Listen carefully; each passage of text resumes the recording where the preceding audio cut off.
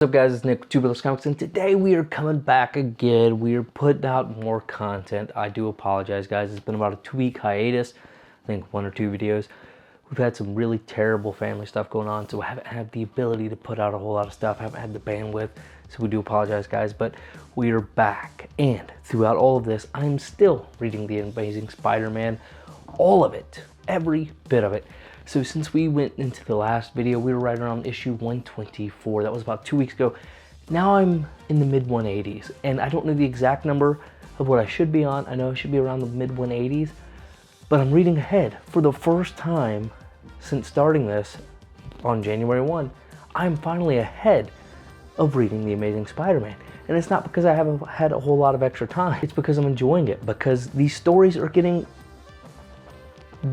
have gotten better the last few issues. There's been some upturns and some major downturns, and now we're kind of back up again, and I'm enjoying it so far. So let's talk about a few things that I haven't got to talk to you guys about since that last video a couple of weeks ago. So we've had a couple of writers and artists since the last time. We know Jerry Conway ruined Spider-Man by killing off Gwen Stacy. Once he went away, we had Archie and Lynn, and they were okay. Honestly, that was a bit of a struggle.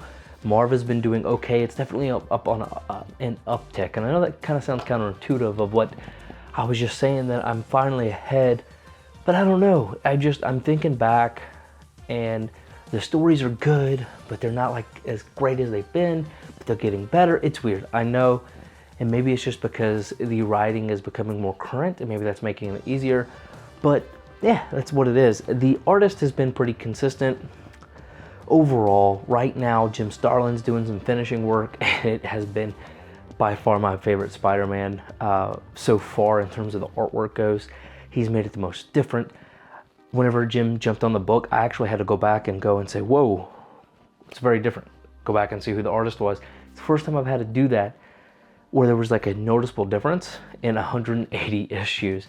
So Jim Starlin, loving that. Gil Kane was great. Ross Andrews' art was solid, but it was very consistent. That's something myself and my brother-in-law Logan, we've talked about, is the art has been pretty much similar with mild differences here or there, but Jim Starlin's finishing work, oh, fantastic. And I'm gonna, of course, throw up some of my favorite panels as I always do, and I have made some notes since it has been a couple of weeks since I've read some of this stuff.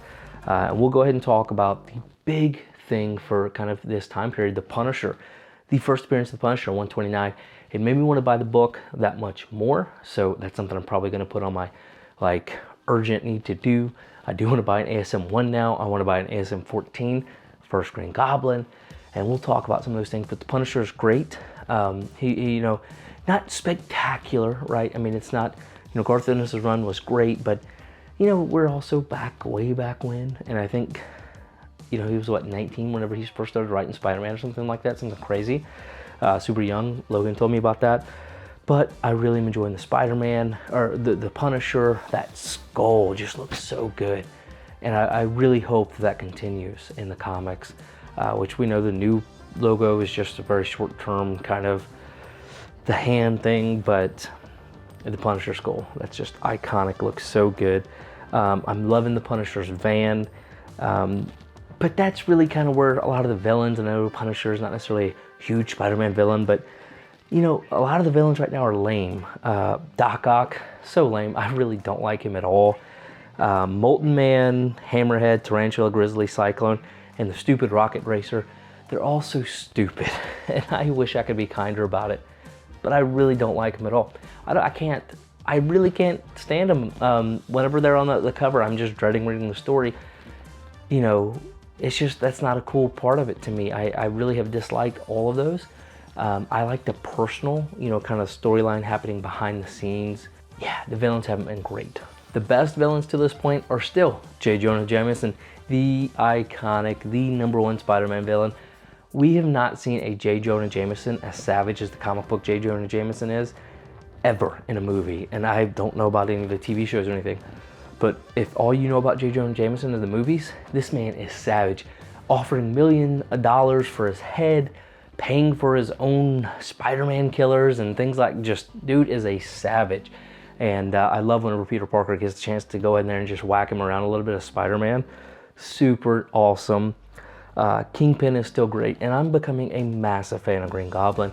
Really, any iteration, you know, you have Norman, Harry, and then Harry's psychiatrist, but Green Goblin as the character, because it's not so much who is Green Goblin. Green Goblin is kind of his own thing. Loving it, and it makes me want to buy an ASM 14. Really does, and they're not too bad right now. But he's man, what a great villain. But J. Jonah Jameson is still the quintessential Spider-Man villain. I don't care what you say, it's the truth. A couple of stupid things that happened during this run that were really stupid to me. Doc Ock and Aunt May getting, you know, almost getting married, and then the whole Hammerhead villain smashing it up. Just stupid. But Doc and Aunt May getting married, I hated that so much. I hate that whole relationship. It's so awkward to me and cringy. And you know, that's probably why they probably want you to feel that way. Feel how Peter Parker feels. You know, one of his ultimate villains and marrying his aunt. I don't know. It just feels weird. And Aunt May just seems so much older than Doc Ock. Maybe he's Aunt May is Doc Ock's cougar. Who knows? But super strange, super weird. Not really a big fan of that.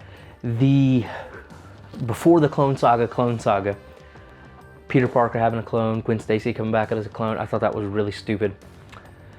Yeah, I mean, you killed her, deal with it. Don't bring her back as a stupid clone. And then Peter Parker having his own clone, dumping him off in a, you know, in a silo there, or whatever it is, a smokestack, which I've heard, you know, I've gotten some spoilers of what's going to happen after that, but not a huge fan there. And one thing that is always consistently hilarious to me whenever I see it pop up is the Spider-Man buggy, the Spidey buggy. I love this stupid thing. And at one point, it's turned into a villain against him. And I guess it makes sense that it can take on Spider-Man and almost trap him and be toe-to-toe with him. But it cracks me up. Stupid Spider-Man buggy. I love it so much. And my favorite thing that happens is anytime they bring in another character, like they brought in Captain America, they brought in some of the X-Men like Nightcrawler. I've absolutely loved those, and you guys know why. It's because it gives you the opportunity to read some characters that, you know, right now I'm so focused on Spider-Man. I've never read any of these Silver Age X-Men or anything like that. So it really is a really cool kind of insight to how those characters are, just like the Fantastic Four characters when they come in, or the Hulk. I have adored those comics. And anytime I see a team up or a new villain, I get super excited for those stories. So guys, there's my thoughts on the Amazing Spider-Man so far. We are almost to issue 200. I cannot tell you how much I'm looking forward to the Hobgoblin, kind of seeing what happens there. You know, we're still in the late 70s, about to hit into that 80 mark. Oh, one more thing. Peter Parker proposed to Mary Jane. She said no and then broke up with him. How stupid is that? I was like, yes, Peter Parker. And then Mary Jane, just being Mary Jane, breaks your heart for him. Yep, that popped into my mind. That was a heartbreaker for sure. But guys, we're almost there to 200. We're about to break into the 1980s. Yeah, in the 80s. And then of course the 90s. I'm very intrigued by all of that. You know, that we have read some of the annuals. I've read some tie-ins as well, but I'm not really, you know, I'm not really kept count of those because they've been okay. You know, some of the annuals haven't been stellar, but they've been okay. But guys, let me know what your thoughts are. If you're still reading with me, let me know where you're at. And guys, don't forget to subscribe because again, all this brand new content coming out. We have some really cool announcements coming out. We just did our exclusive. There's still just a few left if you want to pick those up at twobrotherscomics.com. But I'm super excited. Jump back on the train, do some videos. Backgrounds and stuff gonna change because I am in the middle of a move. But guys, you are the best part of Two Brothers Comics. Don't forget to like, subscribe, and share it out. And as always, collect your way.